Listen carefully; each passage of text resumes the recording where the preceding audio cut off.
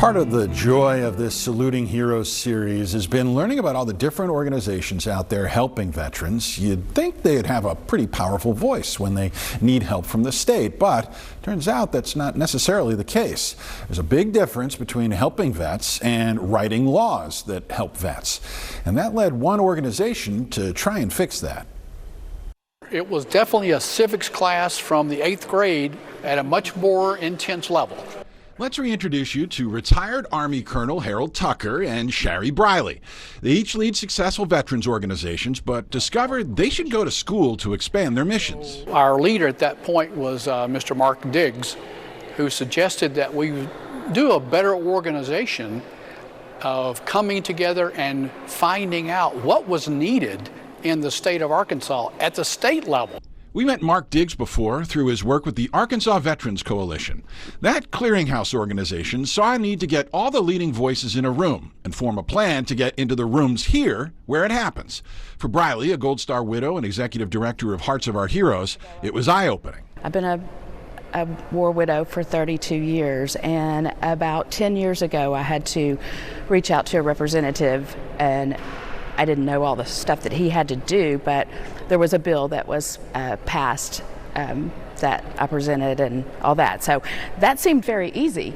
This time, with more than 25 voices trying to come together, making laws proved considerably more challenging. We actually sat around and we had a representative Democrat and a representative Republican who walked us through how bills are presented, how they're sponsored, and basically the whole entire process. But with the schooling under their belts, the committee came up with 5 issues to take to the Capitol, and there too became law. By a vote of 35 yeas, 0 nay, House Bill 1986 passes. Please return to the House. For Briley, what became Act 794 is close to her heart. It allows children of the fallen, whether they are military, first responder, school-age children, an excused absence for attending any type of grief camps or an event. Colonel Tucker's effort took more explaining. House Bill 1077 sets up a notification system that alerts the VA if a veteran gets arrested. Too often when troubled vets go into the justice system, the VA shuts them off because they don't hear from them. The notifications help avoid disruptions in care, either to their families or once they're trying to get back on their feet. All in favor say aye. Opposed nay. The ayes have it. The amendment is adopted. I was ecstatic because Gold Star families of the state of Arkansas have a lot of issues that need to be addressed. And now there's promise of addressing more of those problems in future sessions. Now that we are seasoned and experienced, we will be going as mentors for the next 25 delegates that will be attending the session for 26.